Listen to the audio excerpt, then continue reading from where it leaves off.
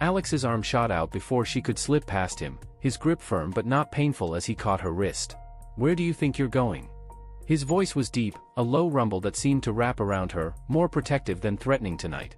Before she could stammer an excuse, he pulled her toward his bedroom. The door shut behind them with a soft click, and for some reason, that sound felt louder than the ticking clock on the wall. She swallowed hard, her eyes darting to the door, but his presence pulled her back. He sat on the edge of the bed and, with one swift motion, guided her into his lap. Her breath hitched. She wanted to protest, to keep the wall between them, but his arms tightened around her waist, not harshly, but like he couldn't bear the thought of letting go. For a long moment, the room was silent except for their breathing. She could feel the steady beat of his heart against her back. It was grounding, calming, confusing. "You're too restless," he murmured, his voice dropping to something she almost didn't recognize. "Stay here. With me." It wasn't a request. It was a decision.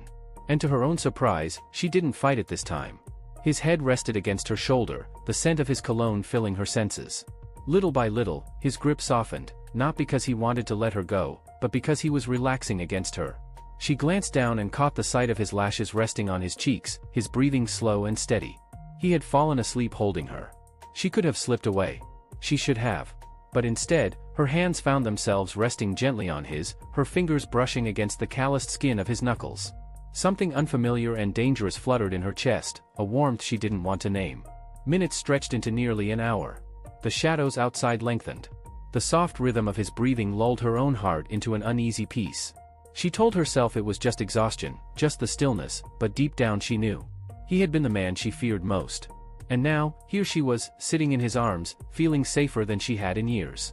When he stirred slightly in his sleep, his hold on her instinctively tightened, like even unconscious, he couldn't risk losing her. And that was the moment she realized. She didn't want him to let go either. The end.